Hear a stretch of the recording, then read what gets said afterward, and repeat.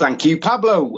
Solve Along, A Murder, She Wrote is coming to Whitley Bay Playhouse on Wednesday, the 6th of October. It's a unique and hilarious night featuring games, prizes and audience participation with special permission from NBC Universal Television, hosted by Murder, She Wrote superfan Tim Benzie.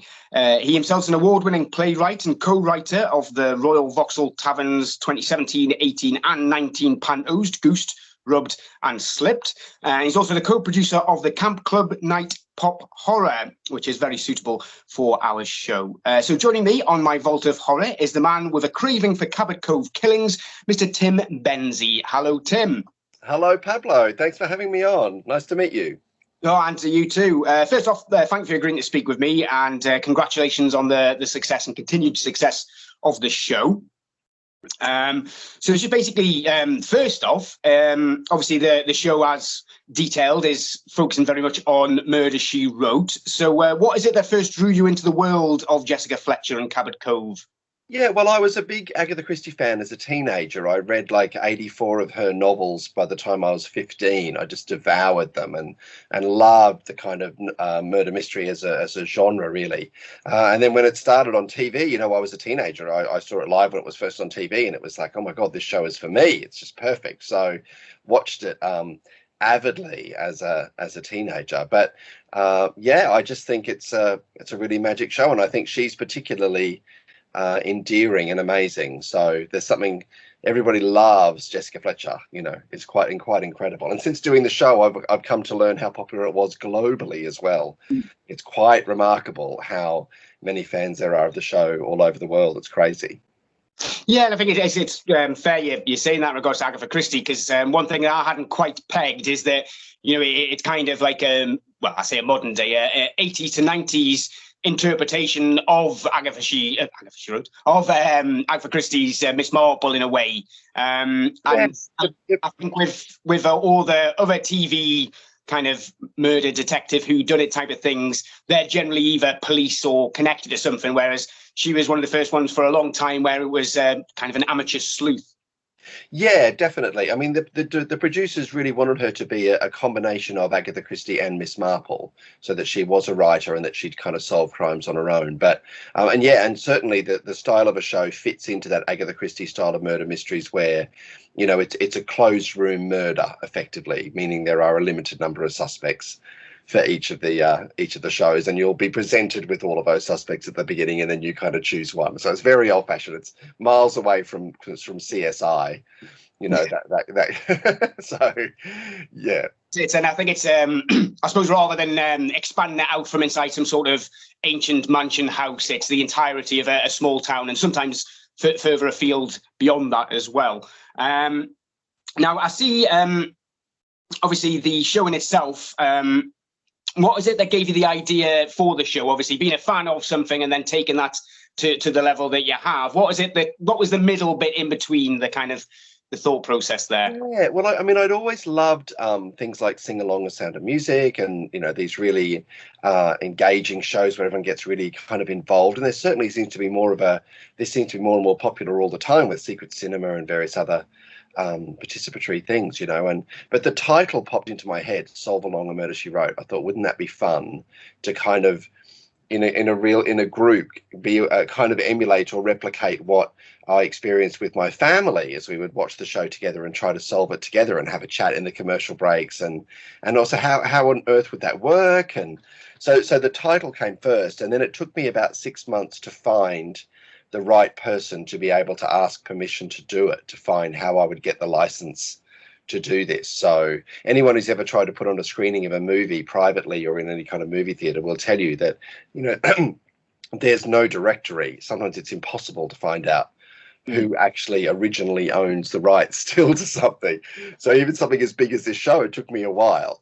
So the idea came first, and then I asked permission, and then they said yes, and I told them what I wanted to do, and then I refined kind of how on earth this was going to work. So, and now I have a structure and a way that it works. That's brilliant. But it took a while, a bit of tweaking. No, well, I know from, well, I mean, not from personal experience, but I know from some other people who kind of like try to dig out rarities or old horrors and try and put them on. Like you say, it's quite difficult to find some people, but often with those ones, the difficulty is then that some of the people who created the work don't necessarily want people to see it now. It's But I mean, the one thing that we know from Angela Lansbury is he's a massive fan of the show in itself. So, although we will go on to that in a moment. I've got a question related to that. Now, as you say, you managed to get the reference, the licensing and the like. So you did all that before you took the show forward. Yeah, I when I had the idea and I spoke to a few people about it, it was like, well, you could always just do it until they tell you to cease and desist, but that's not really my style at all. I like to think artists should be paid for the work that they do, and I thought it was completely right to pay a fee. So yeah, so I did a few shows at the Royal Vauxhall Tavern, which is kind of where it started in London, as a kind of test run, and it went brilliantly well. The first one we did it sold out within days, and they insisted we do another one, so we did another one, and yeah, and it was I was really taken aback by how people take to it. Actually, it's really amazing.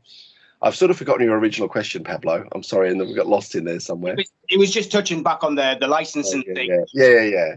As you've already said, you went and did that before going ahead, and I think it's fair. And as you say, not only is it making sure people are being paid for their like intellectual property and the like, but I would assume there's possibly a bit of a fringe benefit getting on board with the people from the outset, where you might actually, did it expand upon what your original idea was? Were you able to do more than you thought you might have been able to do? No, I had to present them what I was going to do, and they said, "Yep, do that."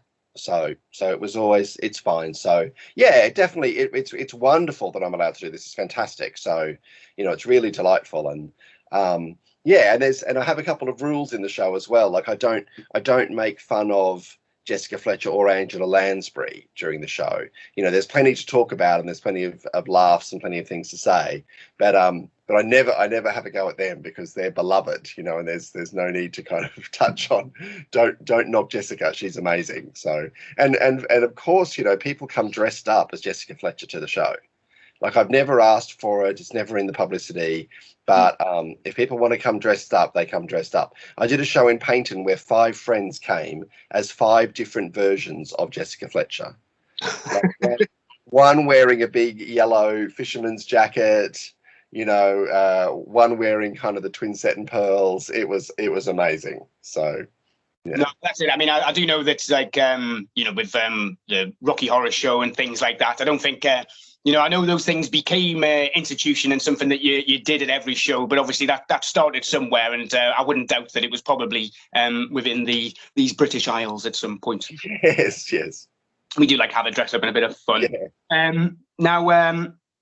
Now, obviously, with you saying this, I mean, I don't know if it falls within the kind of, looking at Jessica Fletcher. Obviously, she's kind of like the avatar for us, the viewer, but with a little bit more crime-solving skills. But there is a long-running fan theory is that Jessica Fletcher is actually a serial killer going about framing innocent people for crimes. Now, where do you stand on that one? Well, clearly, I don't think she's a serial killer who has killed all of these people. So, and clearly, the theory does not hold up. There are plenty of episodes where she, she has a strong alibi. Although hilariously, in the episode Who Threw the Barbitals in Mrs. Fletcher's Chowder, in which drugs are found in a chowder that she personally makes and serves at a dinner party, and it ends up killing one of the guests, right?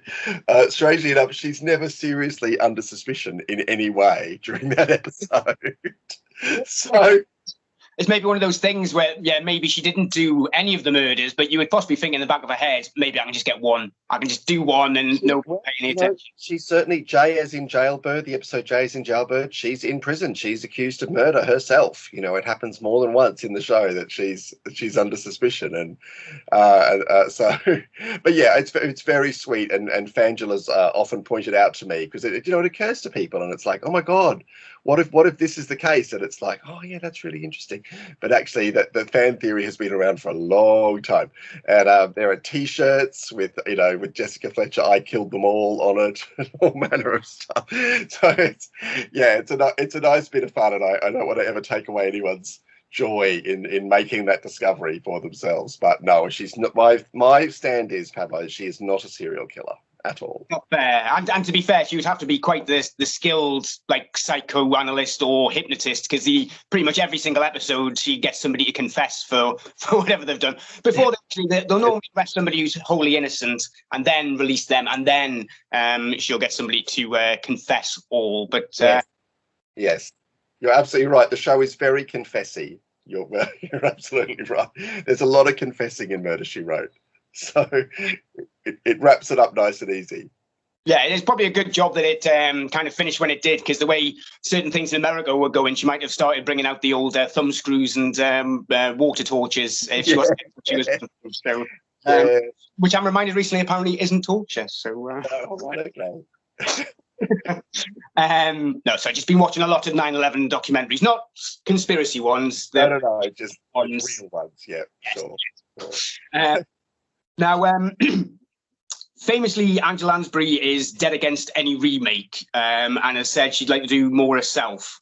Would you like to see her do one more for the road, or if a remake were to happen, any thoughts as to what you do and who you'd cast if given the job as showrunner?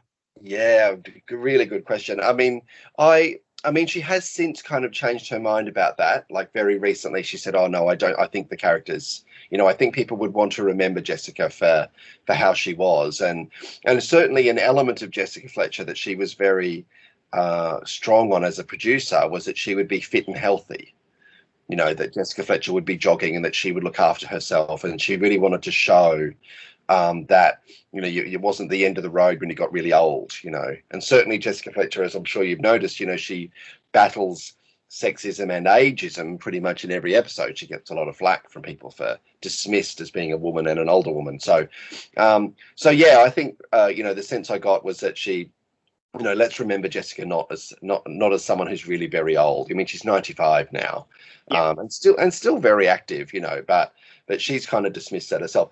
And you know what? I don't know who I would possibly put in that role if it wasn't for her, because in the series, you might have noticed in like seasons, I think from seasons 5 and 6, there was a period where she didn't appear in every episode. You know, she was going to leave the show because she was exhausted. I mean, she'd worked in TV mostly before that. Not TV, movies really, and on Broadway. But she was like, TV is another different kind of discipline, which is long hours, and so she was going to leave, and the producer said, "Well, you don't have a star in every episode. We'll do these bookended episodes where you're writing a book, and the episode is about the characters that you're writing and that kind of thing."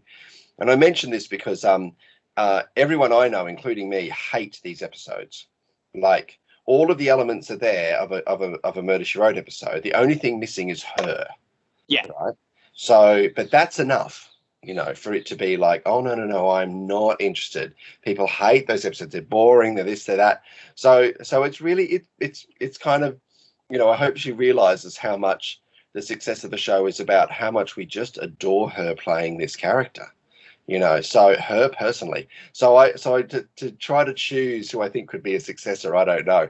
I mean, she was very polite about Octavia Spencer as an actor. She was okay about her personally doing the role, but I think their idea was that she was going to be a nurse in a hospital, and yes, I read that. Yeah, the character wasn't even a writer, so why it was going to be called Murder, She Wrote? Well, I think from what I read, it was she was going to be a nurse in a hospital who was penning her first murder mystery book. I beg your pardon. Right. Well, there you go. Yeah. It's one of the things that you often see in horror, like when they're adapting, say, horror fiction or something like that, where, like, famously with World War Z and a few other things, where they basically use the title for a kind of a foothold with the audience. Yeah. But in reality, they could have, you know, like with World War Z, zombies aren't copywritten. You could have called it any name and done the exact same film, and you know, there would have been similarities, but it basically in some ways robs the opportunity to do a proper adaptation or a proper remake if you kind of go on a bit of a segue, because ultimately, if it's a nurse solving crimes, that's, you know, you're moving into diagnosis murder territory here. Yeah. I just think that I mean, I totally understand why she would be against that, because if I'd worked that long, 12 years and 4 telemovies on a show, protecting and nurturing and creating a character, and I wouldn't want to see it, someone else have a go at it, not while I was alive, so, yeah. First Angela, then me, and then you can do what you want. Yeah, exactly. Yeah, well, I mean, and I think that's the thing. I mean, I know myself personally, I mean, I was, I was quite young when it first started, but even, familiar with bedknobs and broomsticks and all that sort of stuff. And obviously, Angela Lansbury being like English and Irish heritage, and she kind of went over there. I think it was during the war, was it? And that kind of started a career over in America. But even then, it's only really over the last few years where I've got it solid in my mind that Jessica Fletcher and Angela Lansbury, which one is the actress and which one's the character. They're just so interchangeable that it's sometimes. I mean, I bet she probably gets it a little bit herself. So well, they said to her when she auditioned for it, because she wasn't the first choice for it, but they said to her, when you're working out who Jessica Fletcher is, you should make her as close to you as possible, because you're going to be playing this character a lot for a long time. So, and she said that in interviews that Jessica is really quite like her. They're pretty similar. So, which says a lot for Angela Lansbury, because Jessica's amazing. So, right. Well, what we'll do now is I've prepared a little quiz for you. Okay. Obviously, as potentially the world leading authority on all things she wrote. Okay. It may be a little bit pedestrian for you, but okay. All right, we'll give it a go. All right. Right. You may have to keep your own score in your head. Okay. Right. Well, first question. Start with an easy one. Who was offered the role of Jessica Fletcher before Angela Lansbury? Jean Stapleton, who was in All in the Family. They offered it to her first. They had her in mind when they wrote it. But she didn't understand. She said, I don't know who this woman is and why she's always cycling everywhere. Well, that's it. So Jean Stapleton, and I believe Doris Day is mentioned as well, although that seems to be, I can't find so much like physical evidence of that. That seems to be more, maybe we thought of that, rather than actually. That's a bit of an urban myth myself. I couldn't see it myself, to be fair. Right. Okay, so that's 1 point. Right, next question. What is Jessica Fletcher's middle name, and bonus points for why? It's B for Beatrice, and it's named after her friend B. Arthur, and she was friends with her for years. They were in Maine together on Broadway. So. Yes, no, 2 points there. So that's a total of 3 points so far. Right. Now, which show was parodied in the episode Murder with Friends? Bonus points for why? Okay, so they did a show called Buds in the episode Murder Among Friends, and they were parodying Friends. And it was because Murder, She Wrote had been moved in its time slot against Friends very late. I think it was for the last season, and it was kind of the death knell for the show, or they lost ratings, and so it was a parody of Friends. It's brilliant. I've done a Sovalong and Murder, She Wrote with that episode. I read about that in the research for this. I haven't seen that one. I really need to check that one out. It seems from the implication was that they kind of knew, even though they hadn't been officially told, they kind of knew that the last series was the last series. And just basically, as Angela was a executive producer, she just basically took a few pot shots. It's you know what, the episode is remarkably respectful to what the idea of Friends is. Their version, which is called Buds, in it is it's set in a coffee shop, and it's just young people talking about sex all day or something. That somebody says at one point. Interested in that. But yeah, it's nicer than you think it would be. So yeah. So I would say that's 2 points for this. That's a total of 5 points so far. Okay. Right. Now, which other successful 80s American TV show did Jessica Fletcher appear in 2 episodes of? Magnum PI. They did a crossover episode, amazingly. So one episode, Magnum appeared in Cabot Cove, and another episode, I don't think he ever got to Cabot Cove, but she certainly went to Hawaii. So, and Magnum was accused of murder at one point in that episode. Yeah, well, that's it. I think it's, from my research, Novel Connection and Magnum on Ice. Very good. Accused of a crime he didn't commit. Yeah. Right, so that's 6 points so far. Right, next question. How many citizenships does Angela Lansbury hold? Oh, that's a good question. I would suggest she probably holds 3. She's got an American citizenship. She's probably got a British citizenship, and I know she has an Irish citizenship. So 3, is that correct? Yeah, 100%. English, Irish, and American. Yeah. Right, let's have a look here. Now, this one is possibly more from my world, but we shall see. Which nefarious real life convicted killer has a link to Angela Lansbury, and what was it? Oh my god! I don't know this. Oh, good. Well, it's good to get one over you. Yeah, but what I don't know this. That sounds horrible. Charles Manson. Lansbury's daughter, was it Peter Shaw? Deirdre Shaw briefly joined the Manson family and was supporting them financially with her credit cards that her parents had given her. So Lansbury and her husband were a bit worried about dabbling in drugs and the things, so they cut off her credit cards and they moved the family away. And probably for the best, thinking about it, really. Yes, I did. Well, there you go, Pablo. You learn something new every day. I did not know that. That is horrific. Thank you for telling me that. That's amazing. That's all right. That's all right. Now, so I think out of a possible 7, you got 6 points there. So, hooray! And I can't begrudge you on that. That's especially dropping you a kind of tangential link one. There's actually, I forget what it's called now, but there's a podcast. I forget what it's called now, but it's something about American Storybook or something like that. And what they do is they kind of look at specific periods in Hollywood history. And one of the ones that they focus on specifically is Charles Manson, the Manson family, and all the kind of links to the Beach Boys and all this other stuff. And yeah, and the focus on the Angela Lansbury bit quite a little bit, and they get the extra detail in there. But yeah, it's fascinating. For a matter of months, she could have been up in the dock with the lot of them. So lucky escape for Deirdre. Oh, I think it's D. I think she calls herself D or DD now. I don't even know if she's still with us or anything. But yes. So there you go. Right. Now that's the quiz over. So with us being a horror themed radio show used. And as I say, murder. There's nothing more horrific than murder. Yeah. We're still on point. But with every interview that I do, I like to ask if there was a specific horror film that you were a fan of, if you're a fan of horror films, or if you are a fan of horror films and there's a particular film you think doesn't necessarily get enough love or respect. Is there anything in particular that really boils your horror juices?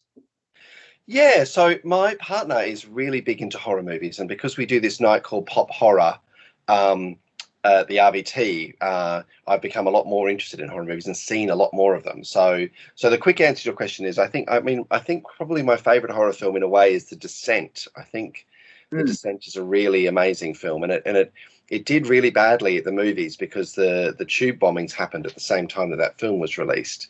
And I don't know if you know this, but on the side of the bus that blew up near Tavistock Square, the side of the bus has a poster for The Descent.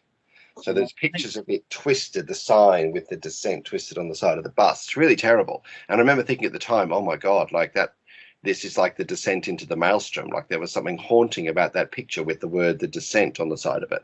But I think it's a really great horror movie because the relationships between the women are so strong, and I think it sets it up so well that when they start getting, picked off one by one, it's more horrific. It's like, oh.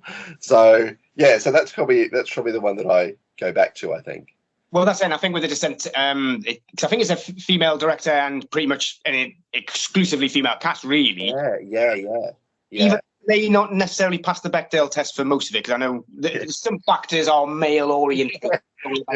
There is sad. You're absolutely right. There is sadly one of the main conflicts is about a boy. So yeah, they don't quite pass that. So, but you know what? There is a bit of an Agatha Christie horror connection because, I mean, I'm not the first person to note this, but I think And Then There Were None is probably kind of the first horror novel in a sense. I mean, I know we have like horror, like Frankenstein and all that kind of stuff. Sorry, there's a plane going overhead, so I might just can you hear that? It's going. No, that's fine. Yeah.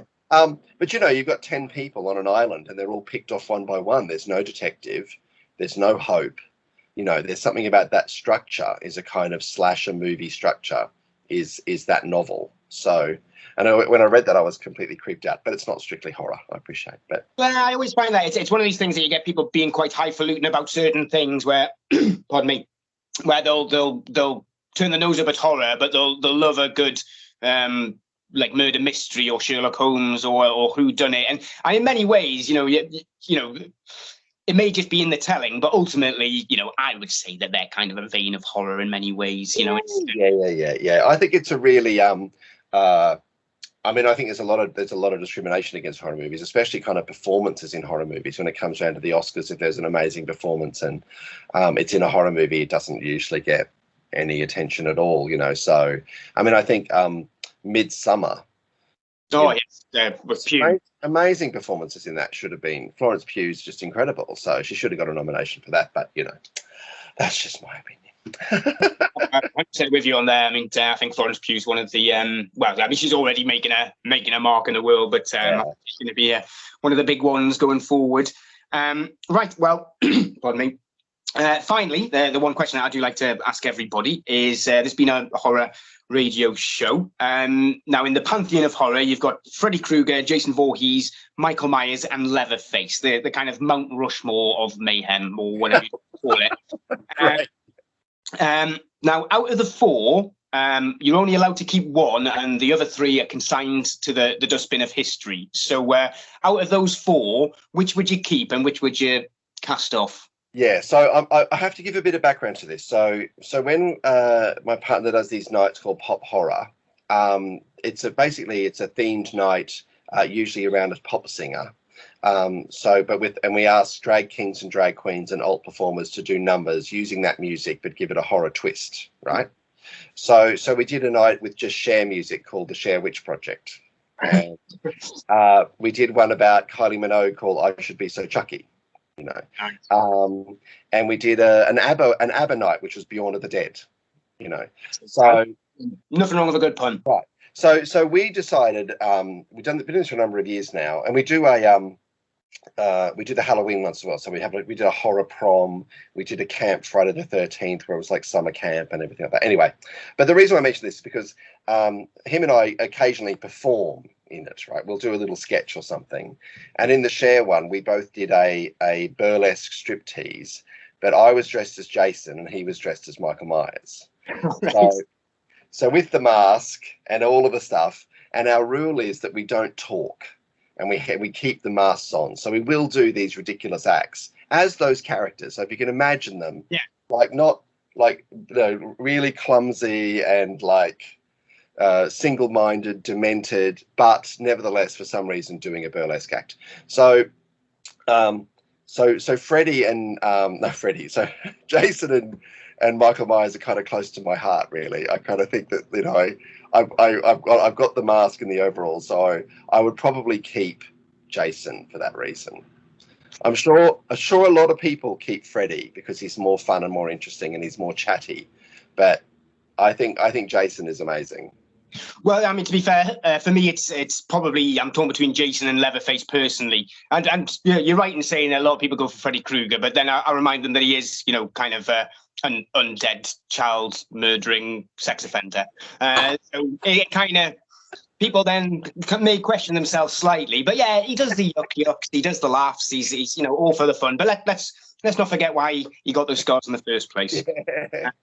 Yeah, no, that's an excellent one. And I will say, I think that's one of the things with, not as much with Michael Myers, because he's kind of like the bad seed. He was kind of like came out type of thing. Whereas you kind of think with Jason Voorhees and Leatherface, they're kind of a victim of their situational circumstances, you know. A little bit, yes. I mean, the first horror movie I ever saw was on VHS video at a friend's place.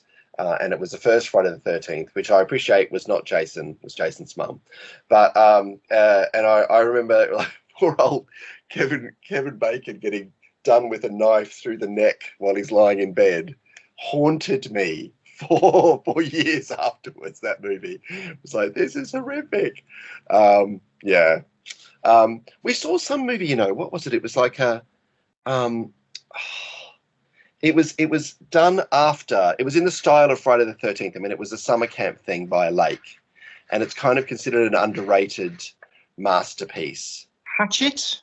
No, it wasn't Hatchet. It was called something like Slumber Camp or something like that. Oh, Sleepaway Camp. Sleepaway Camp, yeah. Sleepaway Camp. And is there a kind of, how can we say this? I was going to try and quote another a crying game type ending. Yeah, I think so. Yeah.